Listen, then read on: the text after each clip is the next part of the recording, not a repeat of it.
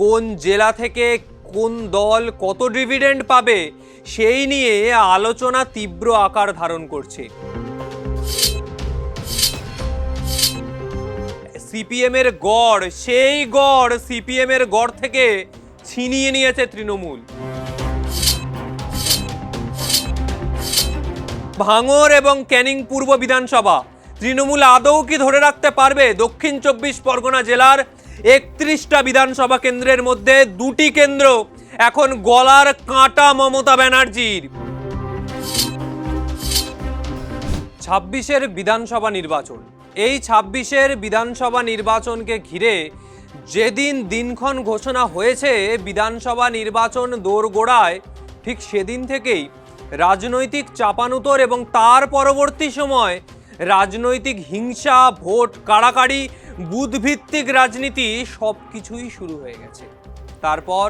তারপরই বিধানসভা নির্বাচনের ভোট গ্রহণ এবং তার থেকে বড় কথা ভোট দান, রায় দান। সাধারণ মানুষের এই ভোটদানই সরকার নির্বাচন করবে। এখন সময় সেই ভোটের ফলাফলের, আর হাতে মাত্র কয়েক ঘন্টার অপেক্ষা। এই কয়েক ঘন্টার পরেই সাধারণ নির্বাচন, এই যে বিধানসভা নির্বাচন, তার ফলাফল প্রকাশ্যে। এই ফলাফল স্পষ্ট করে দেবে আগামী 5 বছর বাংলার মসনদে ঠিক কোন রাজনৈতিক দল শাসন করবে। বিজেপি তাদের সরকার স্থাপন করবে, নাকি তৃণমূল চতুর্থবারের জন্য ঘাসফুলের সরকার স্থাপন করবে। কোন রাজনৈতিক দল কত এগিয়ে, জেলা ভিত্তিক বিভিন্ন বিশ্লেষণ প্রতি মুহূর্তে আমরা নিয়ে আসছি। আজকে আলোচনা করব দক্ষিণ 24 পরগনা জেলা নিয়ে। এই জেলার মধ্যে 31টা বিধানসভা কেন্দ্র রয়েছে। যদি দক্ষিণ 24 পরগনার সার্বিক চিত্রটা দেখেন, এই দক্ষিণ 24 পরগনার মধ্যে যে সমস্ত লোকসভা কেন্দ্রগুলি রয়েছে মোট 4টি। জয়নগর লোকসভা কেন্দ্র, মথুরাপুর লোকসভা কেন্দ্র, যাদবপুর এবং সর্বোপরি ডায়মন্ড হারবার লোকসভা কেন্দ্র। এই 4টে লোকসভা কেন্দ্র নিয়ে এই দক্ষিণ 24 পরগনা এই জেলা তৈরি। এই জেলার মধ্যে 31টা বিধানসভা কেন্দ্র রয়েছে, যে বিধানসভা কেন্দ্রগুলিকে নিয়ে এই মুহূর্তে হাই ভোল্টেজ চুলচেরা বিশ্লেষণ চলছে। কোন জেলা থেকে কোন দল কত ডিভিডেন্ড পাবে সেই নিয়ে আলোচনা তীব্র আকার ধারণ করছে। এবার এই দেখতে পাচ্ছেন দক্ষিণ 24 পরগনা বিধানসভা জেলা, মোট আসন 31টা। BJP, CPM, ISF, Trinamool. ISF এই দক্ষিণ 24 পরগনা এমন একটি জেলা যেখান থেকে ভাঙড় প্রথমবার তারা জেতে। এই ভাঙড়ও এই দক্ষিণ 24 পরগনার মধ্যে। 2021-এর বিধানসভা নির্বাচনে এই দক্ষিণ 24 পরগনার 31টি আসন। এই 31টি আসনের মধ্যে তৃণমূল পায় 30টি আসন এবং আইএসএফ 1টি আসন পায়। নওশাদ সিদ্দিকী তিনি ভাঙড় থেকে দাঁড়িয়েছিলেন, তার দল ঘোষণার পর ভাঙড়ে দাঁড়িয়ে তিনি জেতেন। প্রথম নির্বাচনে লড়ছে এই রাজনৈতিক দল আইএসএফ। যারা ভাঙড়ে দাঁড়ালো, নওশাদ সিদ্দিকী দাঁড়ালেন এবং ভাঙড়ের মাটিতে নওশাদ সিদ্দিকী জিতে বিধানসভার দরজা খুলে নিলেন নিজের জন্য। এই ভাঙড় কেন্দ্র দক্ষিণ 24 পরগনার মধ্যে। সিপিএমের সেই শাসনকালের পরবর্তী সময় এই দক্ষিণ 24 পরগনায় কোনো রাজনৈতিক দল সেভাবে দাগ কাটতে পারেনি। আইএসএফ এমন একটি দল প্রথমবার বিধানসভা নির্বাচনে লড়ে ভাঙড়ের মতো কেন্দ্র তারা দখল করে নিল, নিজেদের পকেটে ঢোকাতে পেরেছে ভাঙড়ের মতো একটি কেন্দ্র। যে দক্ষিণ 24 পরগনাকে বলা হয় তৃণমূলের গড়, যে দক্ষিণ 24 পরগনার 31টি আসন অত্যন্ত গুরুত্বপূর্ণ, কোনো রাজনৈতিক দল এই 31টা আসন ছাড়তে চায় না, তার মধ্যে এই ভাঙড় নওশাদ সিদ্দিকী ছিনিয়ে নিয়েছিল। এই দক্ষিণ 24 পরগনা জেলার মধ্যেই ডায়মন্ড হারবার লোকসভা কেন্দ্র, ফলতা, সাতগাছিয়া, ডায়মন্ড হারবার, মেটিয়াবুরুজ। দেখছেন নির্বাচনের আগে দিল্লি থেকে অফিসার আসছে, উত্তরপ্রদেশের আইপিএস অফিসার আসছে। বাংলার আইপিএস অফিসারদের ওপর ভরসা নেই নির্বাচন কমিশনের, উত্তরপ্রদেশ থেকে অফিসার আসছে। কারণ ডায়মন্ড হারবার লোকসভা কেন্দ্র, যে লোকসভা কেন্দ্র অমিত শাহর ব্যবধান পেরিয়ে দিয়েছে এই অভিষেক ব্যানার্জি, আঁতে ঘা লেগেছিল অমিত শাহর। নতুন আইপিএস অফিসার পাঠানো হচ্ছে, তারপরও নির্বাচন হলো, নির্বাচন প্রক্রিয়া সম্পন্ন হলো এই ডায়মন্ড হারবার লোকসভা কেন্দ্র এই জেলার মধ্যেই। ফলে ডায়মন্ড হারবার অত্যন্ত গুরুত্বপূর্ণ কিন্তু এই দক্ষিণ চব্বিশ পরগনা জেলার মধ্যে। এক ফোঁটা দাগ কাটতে দিতে চায় না অভিষেক বন্দ্যোপাধ্যায়। হাই ভোল্টেজ কেন্দ্রগুলির মধ্যে অত্যন্ত গুরুত্বপূর্ণ একদিকে ভাঙড় বিধানসভা কেন্দ্র এবং অপরদিকে এই ক্যানিং পূর্ব বিধানসভা কেন্দ্র। ক্যানিং পূর্ব এবারে চর্চার কেন্দ্রবিন্দুতে চলে এসছে, কারণ একটাই, ক্যানিং পূর্ব কেন্দ্রে এর আগে দাঁড়িয়েছিলেন শওকত মোল্লা। তিনি তৃণমূলের টিকিটে দাঁড়িয়ে তৃণমূলের টিকিটে তিনি জিতেছেন এবং এবারে সেই শওকত মোল্লা চলে গেলেন ভাঙড়ে। ক্যানিং পূর্বে আর শওকত মোল্লাকে টিকিট দেওয়া হলো না। ক্যানিং পূর্বে এবারে তৃণমূলেরই একজন নেতা, যিনি আইএসএফ এর হাত ধরেছেন, আরাবুল ইসলাম। যে আরাবুল, একসময় শওকত মোল্লা আরাবুল একটা নাম ছিল এই ক্যানিং পূর্বে। এই দক্ষিণ চব্বিশ পরগনা ক্যানিং ভাঙড় এই বেলটায় আরাবুল এবং শওকত মোল্লা তাদের দাপট বজায় রেখেছিল। সেই দাপট কতটা এবারের রাজনীতি, এবারের বিধানসভা নির্বাচনে ধরে রাখতে পারে তারা, সেটাই দেখার। কারণ শওকত মোল্লার বিপরীতে এবার ভাঙড়ে নওশাদ সিদ্দিকী। গতবারের এমএলএ তিনি ভাঙড় থেকে, গতবার তিনি ভাঙড়ে জিতেছেন, ফলে এক চুল জমিতেও কেউ ছাড়বে না। নওশাদ সিদ্দিকী যেভাবে জিতেছিলেন, তারপর সেই জায়গায় দাঁড়িয়ে শওকত মোল্লার জেতা অত্যন্ত চাপের মুখে। তাই এবারের হাই ভোল্টেজ কেন্দ্র বলা যায় এই দুটো কেন্দ্রকে। শওকত মোল্লা তৃণমূলের তরফে ভাঙড়ের অবজারভার বটে, ভাঙড়ের রাজনীতি তিনি বরাবরই দেখছেন, ভাঙড়ের রাজনৈতিক কৌশল, কিভাবে রাজনীতি চলছে, ভাঙড়ের সংগঠন, সবটাই তিনি দেখছেন। কিন্তু এবারের রাজনীতি অন্যান্য আর 5টা বিধানসভা নির্বাচন, লোকসভা, পঞ্চায়েত হোক বা অন্য কোনো নির্বাচন, তার থেকে আলাদা। দক্ষিণ চব্বিশ পরগনা জেলার মধ্যে বললাম 31টা বিধানসভা কেন্দ্র রয়েছে। যদি দেখতে পাওয়া যায়, একদিকে গোসবা, অত্যন্ত গুরুত্বপূর্ণ জায়গা তৃণমূলের জন্য, দক্ষিণ চব্বিশ পরগনার একদম শেষ মাথা বলা যায়। সেই গোসবা কেন্দ্র বরাবরই তৃণমূল ব্যাপক ব্যবধানে জিতে আসছে। শুধু গোসবা বলবো না, গোসবার পরে বাসন্তী, কুলতলি, পাথর প্রতিমা, কাকদ্বীপ, সাগর, এই 6টা বিধানসভা কেন্দ্র বরাবরই তৃণমূল ভালো ব্যবধানে জিতে এসছে। এই বিধানসভা কেন্দ্রগুলোতে একটাতেও দেখতে পাওয়া যায়নি সরকার গঠনের পর সেইভাবে খারাপ ফলাফল হয়েছে। বুথভিত্তিক ভালো ফলাফল দেখতে পাওয়া গেছে এই সমস্ত জায়গায়। এর সাথেই রয়েছে কুলপি কেন্দ্রও তৃণমূল বরাবরই ভালো ফল করেছে। কিন্তু রায়দিঘি, একসময় সিপিএম এর গড় বলা যায় এই রায়দিঘি কেন্দ্র। যে রায়দিঘি কেন্দ্র থেকে কান্তি গাঙ্গুলি দাঁড়াতেন, সেই রায়দিঘি কেন্দ্র সিপিএম এর গড়, সেই গড় সিপিএম এর গড় থেকে ছিনিয়ে নিয়েছে তৃণমূল। যেভাবে ভাঙড়কে আইএসএফ ছিনিয়ে নিয়েছে, ঠিক সেইভাবেই রায়দিঘিকে সিপিএম এর হাত থেকে ছিনিয়ে নিয়েছে তৃণমূল। তবে সেখানে সিপিএম এর একটা ভালো ভোট ব্যাংক রয়েছে। তবে এবারের নির্বাচনে কতটা দাগ কাটতে পারবে এই ভোট ব্যাংক, এখন সেটাই দেখার। এর সাথে মন্দিরবাজার, জয়নগর অত্যন্ত গুরুত্বপূর্ণ। জয়নগর লোকসভার অন্তর্গত এই দুটো কেন্দ্র অত্যন্ত গুরুত্বপূর্ণ, কারণ এই জায়গা তৃণমূলকে বরাবরই ডিভিডেন্ড দিয়েছে। বরাবরই এই জায়গায় সংখ্যালঘু ভোট ব্যাংক তৃণমূলকে লিড তুলে এনে দিয়েছে। জয়নগর কেন্দ্রের মধ্যে প্রায় বলা যায় 60 থেকে 65% সংখ্যালঘু ভোট ব্যাংক রয়েছে। সেই ভোট ব্যাংক কোনোভাবেই হারাতে চায় না তৃণমূল। এবং অপরদিকে বারুইপুর পূর্ব বিধানসভা কেন্দ্র, যে কেন্দ্র তৃণমূল লিড ধরে রেখেছে, যে কেন্দ্র থেকে বিমান বন্দ্যোপাধ্যায় তিনি জেতেন, যে কেন্দ্র একসময় সিপিএম গড় বলে এসছে, সেই কেন্দ্র কোথাও গিয়ে আজকে তৃণমূল তাদের কবজায় রেখেছে। ক্যানিং পশ্চিম কেন্দ্র বিভিন্ন সময় বিতর্কের কেন্দ্রবিন্দুতে এসছে। জীবনতলা বাজার সংলগ্ন এলাকা উত্তপ্ত হয়েছে। শওকত মোল্লা কেন ক্যানিংয়ে দাঁড়াবে না, সেই নিয়ে উত্তপ্ত হয়েছে ক্যানিং পূর্ব, পাশাপাশি এই ক্যানিং পশ্চিম কেন্দ্র, তার সাথেই ক্যানিং পূর্ব কেন্দ্র, যেখানে এবারে প্রার্থী নেই শওকত মোল্লা, এবারে প্রার্থী অন্য কেউ। তৃণমূলের এই ক্যানিং পূর্ব যে কেন্দ্র শওকত মোল্লা জিতিয়ে এনেছিল, সেই কেন্দ্রে আর শওকত মোল্লাকে টিকিট দেওয়া হলো না। দেওয়া হলো কোথায়? না, ভাঙড়ে।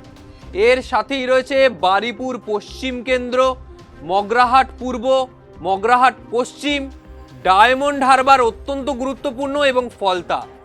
এর মধ্যে এই কেন্দ্রগুলির মধ্যে প্রায় সবকটাতেই লিড পাওয়ার সম্ভাবনা রয়েছে, একটা বাদে, মগরাহাট পূর্ব। কেন বলছি? গিয়াসউদ্দিন মোল্লা মগরাহাট পূর্ব থেকে জিতে তৃণমূলের টিকিটে জিতেছিলেন।